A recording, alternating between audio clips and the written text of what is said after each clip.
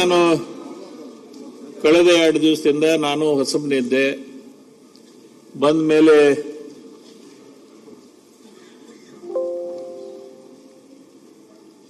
ಎಲ್ಲ ನಾವು ನಮ್ಮ ಕಾರ್ಯಕಲಾಪಗಳನ್ನ ನಮ್ಮ ರೂಲ್ ಬುಕ್ ಏನಿದೆ ಅದರ ಜೊತೆನೆ ಹೋಗ್ಬೇಕು ಅನ್ನೋ ವಿಚಾರದಲ್ಲಿ ಬರಲಿಲ್ಲ. ನಾನು ಏನೋ ನಿಮ್ಮ ಸಮಸ್ಯೆಯನ್ನ ನೀವು ಸರ್ಕಾರಕ್ಕೆ ಒತ್ತಾಯ ಮಾಡಬೇಕು ಅನ್ನೋ ವಿಚಾರದಲ್ಲಿ ತಾವೆಲ್ಲ ತಮ್ಮ ಪ್ರತಿಭಟನೆಯನ್ನ ಸರ್ಕಾರಕ್ಕೆ ಒತ್ತಾಯವನ್ನ ತಾವೆಲ್ಲ ಮಾಡಿದ್ರು. ಆದರೆ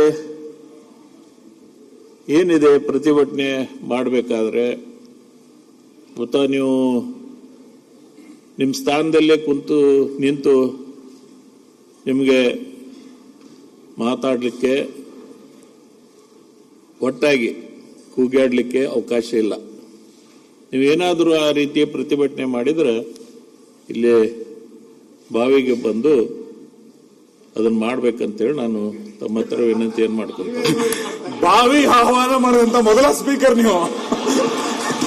ಬರ್ರಿ, ಅದು ಬರ್ರಿ. ಇಲ್ಲಿ ತನಕ ಬಾವಿಗೆ ಆಹ್ವಾನ ಕೊಟ್ಟಂತ ಯಾವ ಸ್ಪೀಕರ್ ಇಲ್ಲ. ಅಲ್ಲಿ ನಡ್ಸಕ್ ಬರಂಗಿಲ್ಲ ನಮಗೆ, ಇಲ್ಲ ಅಲ್ಲಿ ನಡ್ಸಕ್ ಬರಂಗಿಲ್ಲ. ಇಲ್ಲ, ಯಾವ ನಿಯಮಾವಳಿನಲ್ಲಿ ನೀವು ಅಲ್ಲಿ ಕುತ್ಕೊಂಡು ನೀವು ನಿಂತ್ಕೊಂಡು 3 ದಿನದಿಂದ ಚೀರಾಡ್ತಾ ಇದ್ದೀರಾ? ನೀವು ನೀವು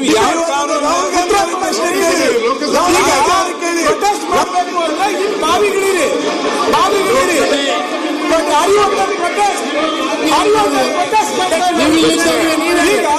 ಅಲ್ಲಿ ನಿಂತ್ಕೊಂಡು ಇಲ್ಲ, 3 ದಿನ ಆಯ್ತು ಅಲ್ಲಿ ಕ್ಲಿಯರ್ ಆಗಿ ನೀವು ಹೇಳಿ, ಸದನಕ್ಕೆ ಹೇಳಿ. ಇಲ್ಲ, ಅಧ್ಯಕ್ಷ ರಾಹುಲ್ ಗಾಂಧಿ ಅವರು ಯಾವ ರೀತಿ ನೀವು ಪ್ರೊಟೆಸ್ಟ್ ಮಾಡಬೇಕು ಅಂದ್ರೆ ಅಲ್ಲಿ ಪಾರ್ಲಿಮೆಂಟ್ ಅಲ್ಲಿ ರಾಹುಲ್ ಗಾಂಧಿ ಅವರು ಇಲ್ಲಿ ನಾವು ಉತ್ತರ ರಾಹುಲ್ ಗಾಂಧಿ ಅವರು ಯಾವ ರೀತಿ ಪ್ರೊಟೆಸ್ಟ್ ಇಲ್ಲ ಉತ್ತರ ಕೊಡಕ್ಕೆ ನಾವು ರೆಡಿ ಇದ್ದೀವಿ. ಸರಿಯಾಗಿ ಯಾವ ಕಾರ್ಯಕ್ರಮ ನಡೀಲಿಕ್ಕೆ ಅವರು ನಿಮ್ಮ ಸ್ಥಳದಿಂದನೇ ಮಾಡ್ತಾ ಇದ್ದಾರೆ. ಆಯ್ತು, ಕೇಳಿ ಸರ್, ನಾವೀಗ ಕೇಳಿ. ನೀವು ಅಲ್ಲಿ ಪಾರ್ಲಿಮೆಂಟ್ ಅಲ್ಲಿ ಯಾವ ಕಾನೂನಿನಲ್ಲಿ ಕಾಂಗ್ರೆಸ್ ಪಕ್ಷ ಯಾವ ರೀತಿ ಪ್ರತಿಭಟನೆ ಮಾಡ್ತಿದ್ದಾರೆ ಹೇಳಿ. ಅವ್ರೆ PM ಕೇಸ್ ನೋಡಿದ್ವಲ್ಲ, 8,000 ಕೋಟಿ ರೂಪಾಯಿ ಬಂದಿರೋದು ರಾಹುಲ್ ಗಾಂಧಿ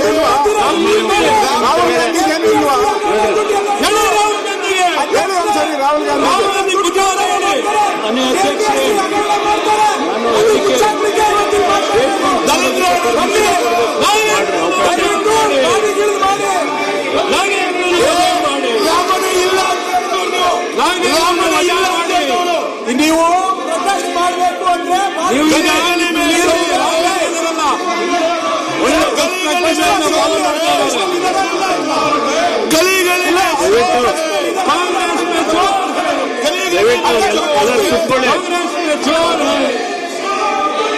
ನರೇಂದ್ರ ಮೋದಿ ರಾಹುಲ್ ಗಾಂಧಿ ಬುದ್ಧಿ ಮೋದಿ ರಾಹುಲ್ ಗಾಂಧಿ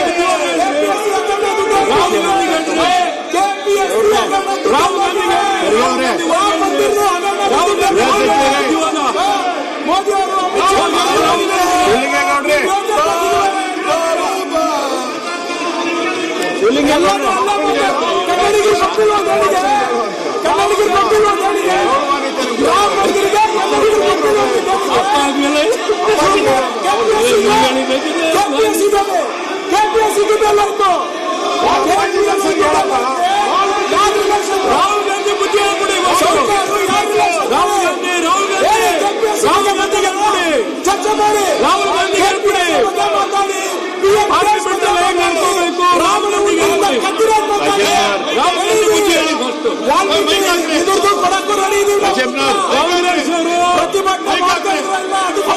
ಕಾಂಗ್ರೆಸ್ ಅವರು ಸರಿ ನಡವಳಿಕೆ ನೈತಿಕತೆ ಇಟ್ಕೊಳ್ಳಿ. ಕಾಂಗ್ರೆಸ್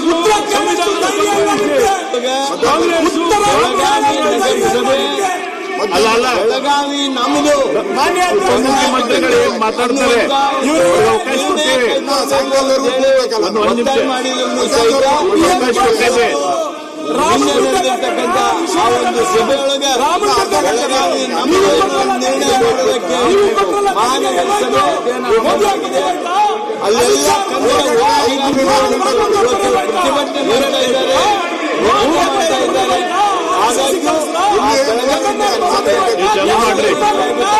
ಹಾಗಾಗಿ ಆ ಕಾರಣಕ್ಕೆ ದಯವಿಟ್ಟು ಮಾತಾಡಿ ಮಹಾನಗರ ಸಭೆಯನ್ನ ಬೆಳಗಾವಿ ಮಹಾನಗರ ಸಭೆಯನ್ನ ರದ್ದುಪಡಿಸಿ ದಲಿತರಿ ಮೀಡಿಯಾದ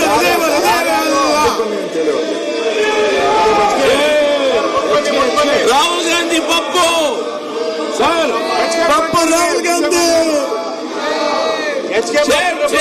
ರಾಹುಲ್ ಗಾಂಧಿ ಪಪ್ಪು ಮಾನ್ಯ ಅಧ್ಯಕ್ಷರೇ, ಮಹರ್ಷಿ ವಾಲ್ಮೀಕಿ ಅಭಿವೃದ್ಧಿ ನಿಗಮದ ಪ್ರಕರಣದ ಕುರಿತು ಸರ್ಕಾರದ ಹೇಳಿಕೆಯನ್ನ ಮಾಡ್ತಾ ಇದ್ದಾನೆ. ಯಾವುದೇ ಬಗ್ಗೆ ರಾಹುಲ್ ಗಾಂಧಿ ಬೈತಿರೋ ನಾವು ಯೋಜನೆ ಮತ್ತು ಸಾಂಸ್ಥಿಕ ಸಚಿವರಾದ ಡಿ ನಾಗೇಂದ್ರ ಅವರ ಕುರಿತು ವಿರೋಧ ಪಕ್ಷಗಳು ಇಲ್ಲ ಸಲ್ಲದ ಆರೋಪ ಮಾಡುತ್ತಾ ಸದನವು ಸುಗಮವಾಗಿ ನಡೆಯಲು ಅಡ್ಡಿಪಡಿಸುತ್ತಿದ್ದಾರೆ. ಜನರ ತೆರಿಗೆ ಹಣದಲ್ಲಿ ನಾವು ಅಧಿವೇಶನಗಳು ನಾಡಿನ ಜನರ ಆಶೋತ್ತರಗಳನ್ನು ಪ್ರತಿಬಿಂಬಿಸಬೇಕು. ರಾಜಕೀಯ ಕಾರಣಗಳಿಗಾಗಿ ಹೀಗೆ ಅಡ್ಡಿ ಮಾಡುವುದು ವಿಚಾರ ಮಾಡಿದಂತಾಗುತ್ತದೆ. ಹಾಗಾಗಿ ವಿರೋಧ ಪಕ್ಷದ ಸದಸ್ಯರು ಸಾಂವಿಧಾನಿಕ ಪ್ರಜಾತಂತ್ರ ವಿಧಾನಗಳನ್ನು ಅನುಸರಿಸಿ ಚರ್ಚೆ ಮಾಡುವುದರ ಮೂಲಕ ಆಶೋತ್ತರಬೇಕೆಂದು ಸರ್ಕಾರವು ವಾಪಸ್ ನಾಗೇಂದ್ರ ಅವರ ವಿಚಾರದಲ್ಲಿ ಈ ಸದನದ ಗಮನಕ್ಕೆ ತರುವುದು ಸರ್ಕಾರದ ಜವಾಬ್ದಾರಿಯಾಗಿದೆ. 24ರಂದು ವ್ಯವಸ್ಥಾಪಕ ನಿರ್ದೇಶಕರು ವಸಂತನಗರದ ಬ್ಯಾಂಕ್ ಖಾತೆಯ ಸಂಖ್ಯೆ 50101080055 ಅನ್ನು ಎಂಜಿ ರಸ್ತೆಯ ಶಾಖೆಯಲ್ಲಿ ಅಕೌಂಟ್ ಖಾತೆ ನಂಬರ್ 5201400169 1.5 ಕೋಟಿ ರೂಪಾಯಿ ನಿಮ್ಮ ಮಂತ್ರಿಗಳ ಅಕೌಂಟಿಗೆ ಹೋಗಿದೆಯಲ್ಲ ಅದು ಯಾವುದು? ಸದರಿ ಖಾತೆಗೆ ದಿನಾಂಕ ನಿಗಮದ ಕೇಂದ್ರದ ಕಚೇರಿಯ ಖಾತೆಗಳಲ್ಲಿ ಲಭ್ಯವಿದ್ದ ಒಟ್ಟು 279.99 ಕೋಟಿ ರೂಗಳಲ್ಲಿ 143.99 ಕೋಟಿ ಹಾಗೂ ರಾಜ್ಯ ವಿದ್ಯುತ್ ಖಾತೆಯಲ್ಲಿದ್ದ 43.33 ಕೋಟಿ ರೂಗಳು ಸೇರಿ ಒಟ್ಟು 187.33 ಕೋಟಿ ರೂಗಳನ್ನು ವರ್ಗಾವಣೆ ಮಾಡಲಾಗಿರುತ್ತದೆ. ಹೀಗೆ ಮಾಡಲು ನಿಗಮದ ಎಂಡಿಯವರಿಗೆ ಅಧಿಕಾರವಿರುತ್ತದೆ. ಇದಕ್ಕೆ ಸಚಿವರಾಗಲಿ ಅಥವಾ ಸರ್ಕಾರವಾಗಲಿ ಅನುಮತಿ ನೀಡಬೇಕಾದ ಅಗತ್ಯ ಇರುವುದಿಲ್ಲ. Union Bank of India MG ರಸ್ತೆ ಶಾಖೆಯ ಖಾತೆಯಲ್ಲಿ ಲಭ್ಯವಿದ್ದ ವಾಲ್ಮೀಕಿ ಅಭಿವೃದ್ಧಿ ನಿಗಮದ 187.33 ಕೋಟಿ ರೂಗಳಲ್ಲಿ 89.6 ಕೋಟಿ ರು ಹಣವನ್ನು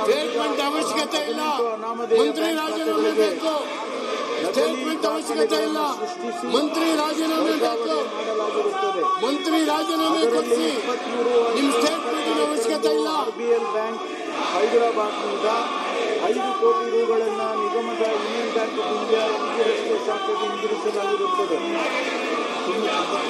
ದಿನಾಂಕ 25/4/26ರಂದು ವಾಲ್ಮೀಕಿ ನಿಗಮದ ಅಧೀಕ್ಷಕ ಚಂದ್ರಶೇಖರ್ ಅವರು ಶಿವಮೊಗ್ಗದ ವಿನೋಬನಗರದಲ್ಲಿರುವ ತಮ್ಮ ನಿವಾಸದಲ್ಲಿ ಆತ್ಮಹತ್ಯೆ ಮಾಡಿಕೊಂಡರು. ನಿಗಮದ ಹಣವನ್ನು ಅಕ್ರಮವಾಗಿ ವರ್ಗಾಯಿಸಲಾಗಿದೆ ಎಂದು ಆರೋಪಿಸಿದ 6 ಪುಟಗಳ ಮರಣ ಪತ್ರವನ್ನು ಅವರು ಬರೆದಿದ್ದರು. ದಿನಾಂಕ 26/5/24ರಂದು ಮೃತರ ಪತ್ನಿ ಶ್ರೀಮತಿ ಕವಿತಾ ನೀಡಿದ ದೂರಿನ ಮೇರೆಗೆ ಶಿವಮೊಗ್ಗದ ವಿನೋಬನಗರ ಪೊಲೀಸ್ ಠಾಣೆಯಲ್ಲಿ ಆತ್ಮಹತ್ಯೆಗೆ ಪ್ರಚೋದನೆ ನೀಡಿದ ಪ್ರಕರಣ ದಾಖಲಾಯಿತು. ನಿಗಮದ ಹಣವು ಅಕ್ರಮವಾಗಿ ವರ್ಗಾವಣೆಯಾಗಿದೆ ವ್ಯವಸ್ಥಾಪಕರು ಪೊಲೀಸ್ ಠಾಣೆಯಲ್ಲಿ ಮೊಕದ್ದಮೆ ಮಂತ್ರಿಯನ್ನ /2024 ದಲಿತರ ಹಣ ಹೊಡೆದಂತ ಮಂತ್ರಿಯನ್ನ ಹೊರಗಾಕಿ 409, 420, 460 ಆಗ ಮಾತ್ರ ಸರ್ಕಾರ 471 ಅಡಿ ಖಂಡಿತವಾಗಿ ಸರ್ಕಾರವು 31/5/26 ಈ ಪ್ರಕರಣದ ಸಮಗ್ರ ತನಿಖೆಗಾಗಿ ಸಿಐಡಿಯ ಮೂಲಕ ವಿಶೇಷ ತನಿಖಾ ತಂಡವನ್ನು ರಚಿಸಿ ಆದೇಶಿಸುತ್ತದೆ. ದಿನಾಂಕ 1/6/24 ಸರ್ಕಾರದ ಅಪರ ಮುಖ್ಯ ಕಾರ್ಯದರ್ಶಿಗಳು ಯೂನಿಯನ್ ಬ್ಯಾಂಕ್ ಆಫ್ ಇಂಡಿಯಾದ ಡೆಪ್ಯೂಟಿ ಜನರಲ್ ರೀಜನಲ್ ಹೆಡ್ ರವರಿಗೆ ಪತ್ರ ಬರೆದು ನಿಗಮದ ಅನುಮತಿಯಿಲ್ಲದೆ ನಿಯಮ ಬಾಹಿರವಾಗಿ ವರ್ಗಾವಣೆಯಾಗಿರುವ ಹಣವನ್ನು ಹಿಂತಿರುಗಿಸುವಂತೆ ಕೋರಿರುತ್ತಾರೆ. ಈ ನಡುವೆ union Bank of India MG ರಸ್ತೆ ಶಾಖೆಯ ವ್ಯವಸ್ಥಾಪಕರು ನೀಡಿರುವ ದೂರಿನ ಆಧಾರದಲ್ಲಿ ಸಿಬಿಐ IPC ಸೆಕ್ಷನ್ 120B 409-420 467 468 ಇದರೊಂದಿಗೆ ಭ್ರಷ್ಟಾಚಾರದ ಪ್ರತಿಬಂಧಕ ಕಾಯ್ದೆಯ ಸೆಕ್ಷನ್ 113(2) ಮತ್ತು 13(1)A ಗಳಡಿಯಲ್ಲಿ FIR number RCO 782024B0001 ಅನ್ನು ದಿನಾಂಕ 3/6/24 ದಾಖಲಿಸಿಕೊಂಡಿದೆ. ಈ ದೂರು ಯೂನಿಯನ್ ಬ್ಯಾಂಕ್ ಅಧಿಕಾರಿಗಳಾದ ಸುಸ್ಮಿತಾ ರಾಹುಲ್, ದೀಪಾ ಡಿ, ವಿ ಕೃಷ್ಣಮೂರ್ತಿ ಮತ್ತು ಇತರೆ ಖಾಸಗಿ ವ್ಯಕ್ತಿಗಳು ಹಾಗೂ ಸರ್ಕಾರಿ ಅಧಿಕಾರಿಗಳ ವಿರುದ್ಧ ದಾಖಲಾಗಿರುತ್ತದೆ.